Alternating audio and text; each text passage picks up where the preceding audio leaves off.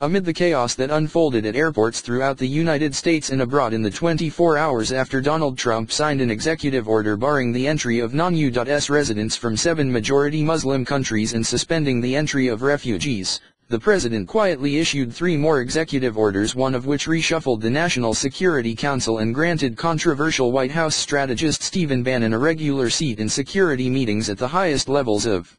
government.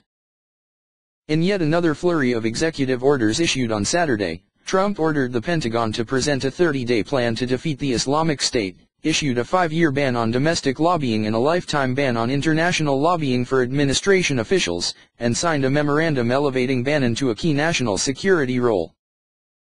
Along with White House Chief of Staff Reince Priebus, the former Breitbart executive will sit in on the Principals Committee, a meeting of the most senior security officials in the U.S. government, including Secretary of Defense James Mattis and, should he be confirmed, Trump's Secretary of State nominee Rex Tillerson.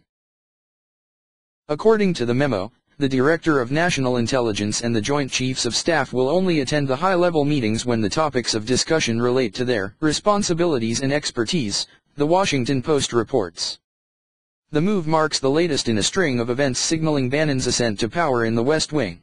In the little over a week since Trump delivered his divisive inaugural address dripping with populist rhetoric, the president has signed a slew of executive orders written by Bannon and White House advisor for policy Stephen Miller, notably, Friday's immigration order that incited a swift backlash.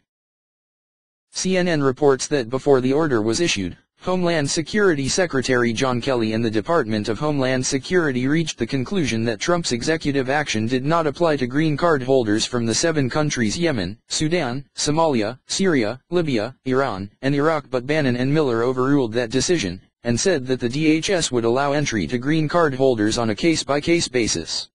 During an interview with NBC's Meet the Press on Sunday, Priebus denied that the White House overruled the D.H.S. On Saturday night, a federal judge in the Eastern District of New York issued a national stay on deportations of individuals previously granted visas or refugee status who already arrived in the U.S. The judge's decision marks the first constitutional roadblock the Trump administration has faced, but a number of the other executive orders the president has signed have raised legal concerns. Few in the West Wing other than Bannon and Miller are reportedly aware of what the executive orders Trump has issued at a breakneck pace really contain, as legal experts, affected agencies, and lawmakers have been largely left in the dark.